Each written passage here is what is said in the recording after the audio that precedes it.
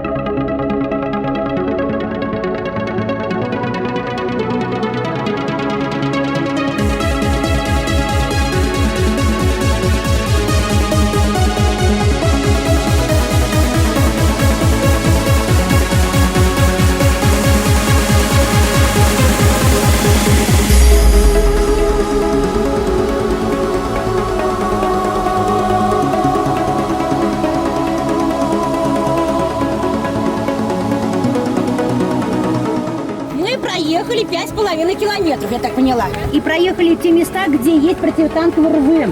Сейчас будем проезжать, с правой стороны тоже рвы останутся. Они были когда-то глубиной 3 метра.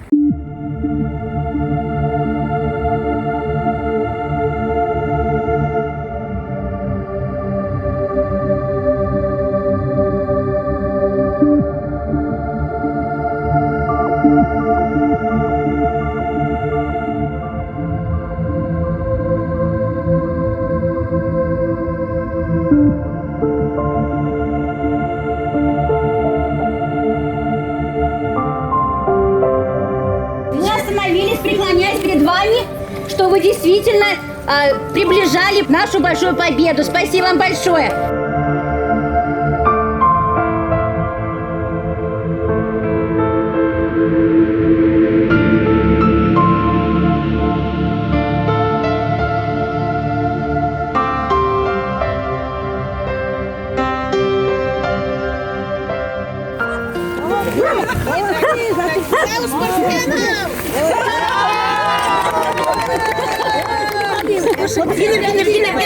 Давайте.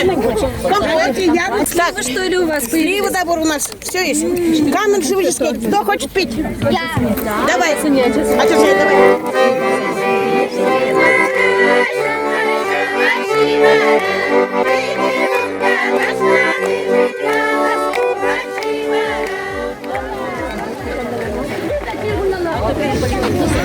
Пробуйте, пробуйте, вкусный хлеб. Сами пекли, старались. Какие вра?